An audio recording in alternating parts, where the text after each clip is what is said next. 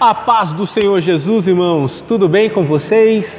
Como que você está? Tá friozinho aí também? Espero que você esteja bem, que a sua família esteja bem, que a paz do Senhor possa reinar sobre os nossos corações nesses dias. Pessoal, ainda estamos nessa expectativa do que vai acontecer com os nossos cultos. Tá tudo parado, mas nós cremos que Deus ainda reina sobre tudo e sobre todos. E nesses momentos eu quero aproveitar a oportunidade para compartilhar com você uma palavra que tem como objetivo gerar fé e gerar esperança para os nossos corações. E hoje, de uma forma especial, eu quero falar com você sobre a fé que vence o mundo. A fé que vence o mundo. Nós precisamos de fé para viver, para vencer. Nós precisamos de fé para agradar o coração de Deus. Sem fé é impossível agradar o Senhor. E eu quero falar com você hoje sobre isso, sobre essa fé que está de acordo com a palavra de Deus e que pode gerar transformação na nossa vida. Mas antes de falar sobre a verdadeira fé que vence o mundo, que agrada o coração de Deus, eu quero falar sobre a fé que não é bíblica, a fé que não agrada o coração de Deus, a fé que não tem respaldo na palavra de Deus. Primeira fé que não é bíblica, que não está no coração de Deus, é uma fé que acha que se limita a acreditar que algo ou alguém existe. É a pessoa que acha que ela está no caminho certo simplesmente por achar que Deus é bom, que Deus existe, que Ele está no controle. Isso não é fundamental, porque até o diabo crê dessa forma em Deus. E como diz Tiago, até treme. Mas isso não traz nenhum benefício, não traz nenhuma transformação, não traz nenhum acréscimo para a sua história. Então a verdadeira fé não é simplesmente você acreditar que existe algo, ou que existe uma força superior, ou que existe alguém que está no controle de todas as coisas. Isso não basta, isso não é suficiente. Outra coisa que não é fé verdadeira, que não faz parte de uma fé verdadeira, é achar que Deus fará algo. Tem muita gente que fala assim, eu creio muito em Deus, eu creio que Deus vai fazer alguma coisa, eu tenho muita fé porque eu sei que vai dar certo, que as coisas vão acontecer. E aí eu te pergunto, e quando as coisas não acontecerem? E quando os milagres não chegarem? E quando o impossível não acontecer? Você vai deixar de crer, você vai deixar de confiar, você vai entrar em crise por causa disso? Você percebe? Eu preciso ter uma fé que vai além dos acontecimentos, porque pode chegar dias em que as coisas não acontecerão e isso não vai me abalar, isso não vai me trazer frustração, porque a minha fé está além disso tudo, tá ok? Isso eu quero te preparar para que você tenha forças, colocando a sua fé de uma forma bíblica e verdadeira na sua vida para enfrentar os dias maus. Eu quero ler com você a palavra de Abacuque que está no capítulo 2, versículo número 4, que diz: o justo viverá pela fé. O justo viverá pela fé. E a vida de Abacuque, eu escolhi o texto que está em Abacuque por causa da vida dele, dá muita base para isso, para uma fé verdadeira, uma fé que está fundamentada em um relacionamento pessoal com Deus. Porque se olharmos no capítulo número 1, ele está numa verdadeira crise, ele está passando um momento de muita dificuldade. Ele questiona Deus, aonde Deus está, diante dos inimigos, diante das afrontas, diante dos problemas, diante da fome, diante da miséria. Onde está Deus? A gente vê em todo o livro de Abacuque um homem enfrentando a vida com todas as suas dificuldades, mas mesmo assim colocando a sua esperança em Deus. E é com base nessa fé verdadeira que eu quero compartilhar com vocês 3 razões, 3 fundamentos para uma fé verdadeira. Primeira delas, a verdadeira fé é uma confiança inabalável no caráter de Deus. Vou repetir, a verdadeira fé é uma confiança inabalável no caráter de Deus. Aqui, queridos, faz toda a diferença, porque eu estou me livrando do que eu creio que vai acontecer, Eu tenho pensamentos positivos. Eu tenho fé porque eu sei que as coisas vão acontecer. Não, a verdadeira fé é uma confiança inabalável no caráter de Deus. A nossa fé não deve estar fundamentada naquilo que eu acho que Deus vai fazer ou deixar de fazer. Eu tenho que crer em Deus independente do que aconteça. Eu tenho que confiar no meu relacionamento com Deus, não me importando se o meu milagre vai vir ou não, se o impossível vai se realizar ou não, se a porta vai se abrir ou não. Deus, eu vou bendizer o teu nome, eu vou engrandecer a ti. Se tudo der bem ou se tudo der mal, eu vou continuar acreditando no Senhor. Eu creio que o Senhor está no controle. As coisas fugiram do meu controle, mas eu sei que o Senhor está no controle de tudo. Abacuque mesmo, ele dá uma lição para nós sobre isso. Sabe por quê? Porque no capítulo 3, versículo 17, é um texto muito conhecido, onde ele expressa essa verdadeira fé ultra circunstancial. Ele fala o seguinte para Deus: ainda que a figueira não floresça, olha só, não vai ter figos, não vai ter frutos, não vai ter nada. Ainda que a figueira não floresça, ainda que o produto da oliveira minta, ainda que nos campos não produzam mantimentos, ainda que as ovelhas sejam arrebatadas do aprisco, ainda que nos currais não hajam mais gado, ele termina dizendo: todavia, eu me alegrarei no Senhor e exaltarei o Deus da minha salvação. Olha que coisa linda, ele está falando para Deus: Deus, está tudo dando errado, está tudo fora do meu controle, mas mesmo assim eu creio e eu confio que o Senhor está à frente de tudo. Irmãos, que a gente desenvolva isso na nossa vida, essa fé que está no caráter de Deus. Eu sei que Deus é bom, eu sei que Deus cuida de mim. A minha fé deve estar na confiança que eu sei que Ele é um Pai que me ama e que tem a minha vida nas suas mãos. Eu tenho que crer e que confiar que mesmo que eu esteja passando pelo vale da sombra da morte, Ele está comigo. Eu tenho que ter uma fé que vai além das investidas do inimigo contra a minha vida. Você se lembra da história de Sadraque, Mesaque e Abidnego? 3 homens que levaram a fé às últimas circunstâncias. Eles foram inquiridos a se prostrar, a se dobrar diante de outro além do nosso Deus. E eles falaram: não vamos fazer isso, não vamos negar o nosso Deus, porque cremos nele, confiamos no Senhor e sabemos que Ele fará o melhor por nós. O rei chega até eles e fala: e aí, o que vocês farão? Me adorarão? Ou vocês serão lançados na fornalha? E eles então respondem de uma forma maravilhosa, declarando esta fé no caráter de Deus: ó rei, saiba hoje que há um Deus em Israel. Se for para sermos lançados nessa fornalha e vivermos, viveremos, porque Deus é poderoso para fazer o milagre.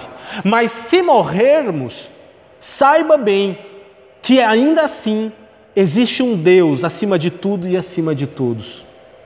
Você percebe? Eles levaram a fé, a confiança, o relacionamento deles às últimas circunstâncias, ao extremo dos fatos, à morte. E eles falaram: não negaremos, não deixaremos de confiar, está tudo dando mal, está tudo indo de mal a pior. Mesmo assim, confiaremos no Deus da nossa salvação. Você tem uma fé dessa? Será que a gente pode dizer que a gente tem uma fé madura, uma fé verdadeira como esta fé desses homens de Deus? Aonde as coisas começam a dar errado, e mesmo assim a gente consegue ficar firme no relacionamento com Deus?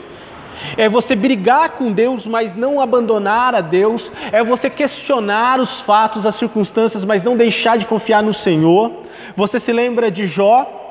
Ele estava questionando o que estava acontecendo com ele. A sua própria esposa chega para ele e fala: amaldiçoa, larga esse Deus e morre. E ele fala: não, como você fala uma louca, você está me aconselhando, não vou fazer isso não. Percebe, queridos? Que Deus dê para a gente isso, porque a gente é muito circunstancial na nossa fé. A gente tem essa mentalidade muito pragmática. Está tudo dando certo, Deus está nos abençoando. Está tudo dando errado, Deus me abandonou, Deus não existe. Percebe? A gente é muito meritocrático no nosso relacionamento com Deus, achando que se as portas estão se abrindo, Deus existe e está me abençoando, está me favorecendo. Mas se as portas se fecharam e está dando errado para mim as coisas, então Deus não está comigo, Deus não existe, eu vou buscar uma outra solução. Não. A verdadeira fé que Deus quer achar em nós é uma fé que vai além das circunstâncias, é uma fé que vai além dos fatos. E é essa fé que eu convido você a desenvolver na sua vida, como eu tenho tentado há muitas lutas colocar isso em prática na minha vida também. Segunda característica de uma fé verdadeira. Qual foi a primeira então? A verdadeira fé é uma confiança inabalável no caráter de Deus. A segunda característica de uma verdadeira fé é se colocar sob a influência de Deus. Vou repetir. A verdadeira fé é se colocar sobre a influência de Deus. O que eu quero dizer com isso? Que a fé que Deus quer que cada um desenvolvamos é uma fé que ela não é estática, ela não está condicionada a fatos que acontecem, mas ela está fundamentada em um relacionamento íntimo com Deus, onde eu sou conduzido, eu sou levado, eu sou moldado, eu sou influenciado por aquilo que Deus está fazendo na minha vida, por aquilo que Deus está fazendo na minha história, por aquilo que Deus está realizando na minha vida. Você percebe o que Deus quer fazer na nossa vida? É muito mais do que, eu estou entendendo o que Deus está fazendo. Não, eu não estou entendendo às vezes nada do que está acontecendo. Mas Deus, eu estou caminhando na sua presença. Deus, eu não sei porquê, mas Deus, eu sei que se o Senhor quiser, na hora certa, o Senhor vai me revelar os motivos disso. Eu não sou conduzido simplesmente pelo meu racional, pelas razões, pelas circunstâncias, mas eu sou conduzido pela interação com o meu Criador. Eu estou andando junto, eu estou perto de Cristo, eu estou me aquecendo no seu calor, eu estou andando com esse Deus que tem o melhor para a minha vida e que está no controle de todas as coisas.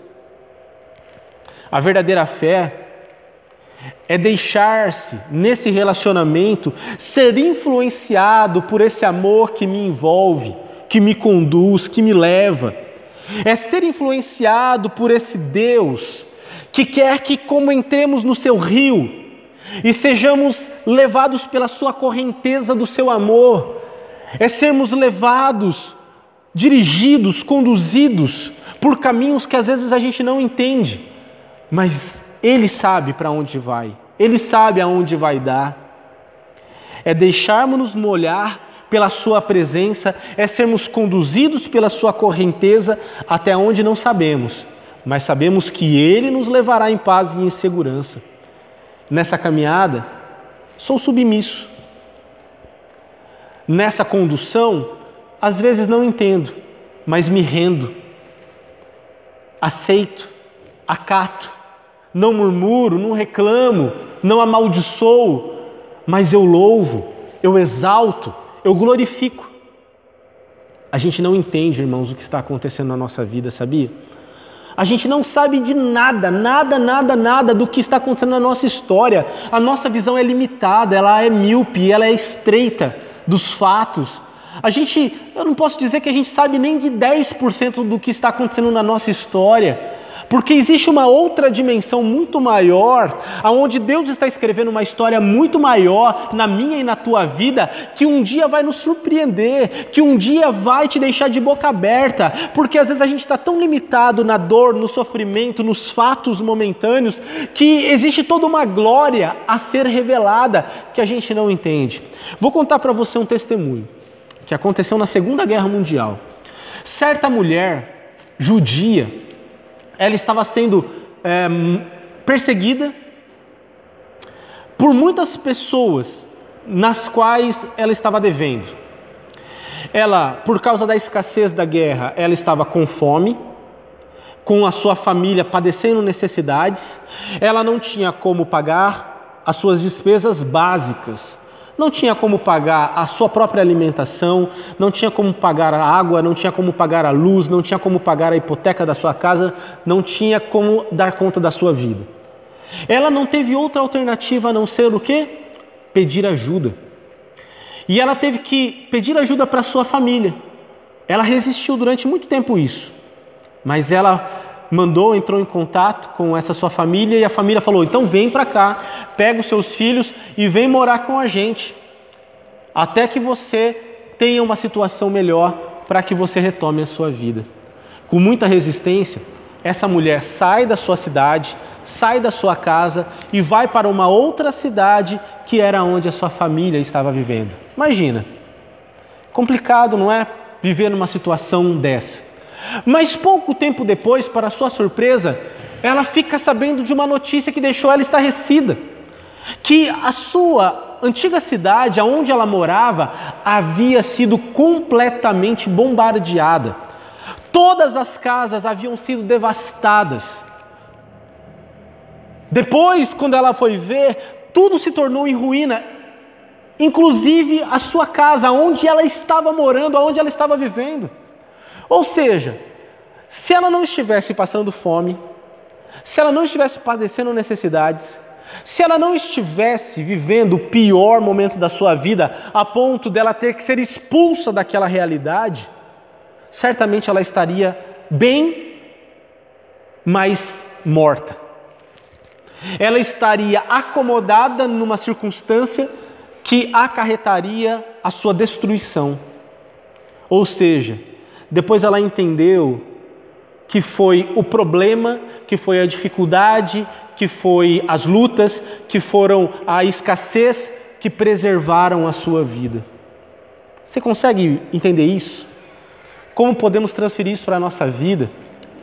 Que às vezes Deus permite a dor, que às vezes Deus permite a dificuldade na nossa vida para nos impulsionar, para nos conduzir a um local de segurança, a um local de preservação da nossa vida. A gente não entende o que está acontecendo na nossa história, irmãos. A gente não sabe. Tem coisas que vai além. É como uma criança que não consegue entender o que o pai está querendo fazer, ou o que o pai ou a mãe está fazendo na sua casa. Essa criança fica ali saralepiando de um lado para o outro, brincando, pulando de um sofá para o outro, mas não sabe que existe toda uma logística de um pai, de uma mãe, trabalhando para pagar as contas, para fazer a refeição, para preparar um banho. Percebe? Essa criança não está sabendo de toda a dimensão da responsabilidade da vida. A gente precisa entender que existe um Deus que cuida e que está nos conduzindo. E o que eu preciso fazer nisso tudo é simplesmente estar com Ele e me render e ser submisso à sua voz e me render a esse Deus maravilhoso que está no controle de todas as coisas, até mesmo da minha e da sua história. Amém?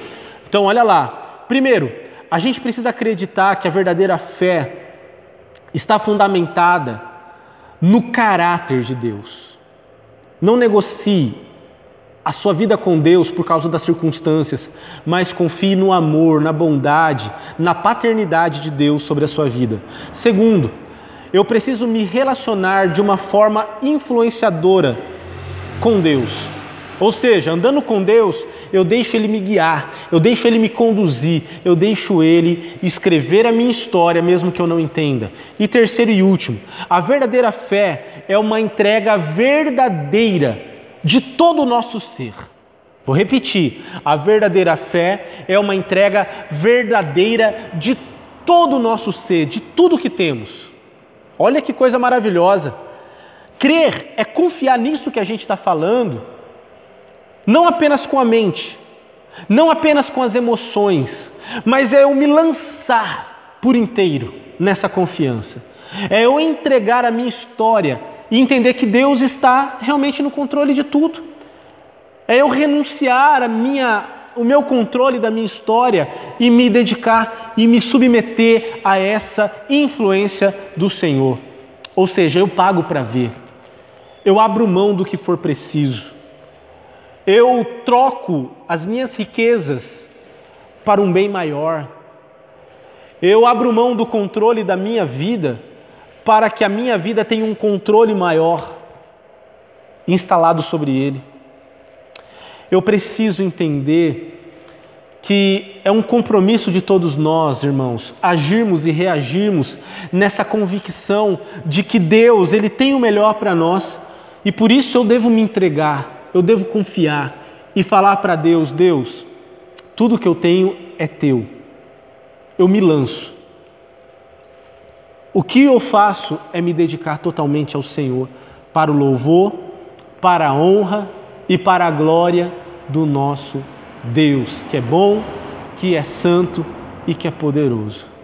Lance-se nas mãos do Senhor, entregue-se completamente a Ele e tenha certeza que Ele cuidará de você. Ele está cuidando de você. Confie nisso. Lance-se a essa verdade. Primeiro, vamos lá? Confie no caráter de Deus. Ele é teu Pai. Ele está no controle de tudo. Segundo, deixe-se ser influenciado por Deus. Deixe Ele te conduzir. Deixe Ele te levar para onde Ele deseja. E terceiro, lance-se, jogue-se, confie, entregue. Mesmo contra os fatos e as circunstâncias, assim como Abacuque, mesmo que tudo esteja fora do controle, exalte e bendiga o Deus da tua salvação. Amém, queridos? Deus está no controle. Certamente que você tem seus sonhos, certamente que você tem suas preocupações, as angústias e as tristezas da sua alma. Por isso, confie no Senhor. Ele está no controle. Ele tem o melhor para você. Ele tem o melhor para todos nós. E Ele fará o melhor na nossa história. Ele fará o melhor na nossa vida. E vai chegar um dia, talvez aqui ou talvez lá na glória, mas certamente diremos: Deus, ainda bem que eu não sabia de tudo, mas hoje eu vejo o que eu não via. Hoje eu enxergo aquilo que eu não conseguia entender e eu te louvo por isso. Que Deus nos abençoe, queridos. Um grande abraço para você. Eu quero orar abençoando a tua vida e pedindo que Deus assim nos fortaleça. Pai, dá-nos essa fé que vence o mundo. Dá-nos essa fé madura, bíblica, agradável aos seus olhos.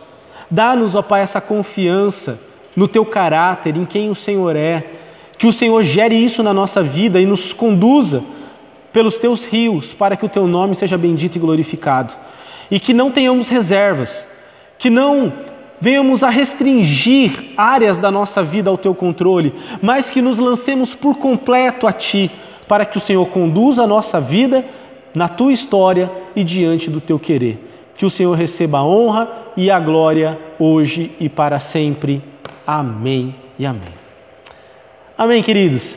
Que Deus te abençoe, um ótimo domingo para você, uma ótima semana na presença do Senhor e tamo junto.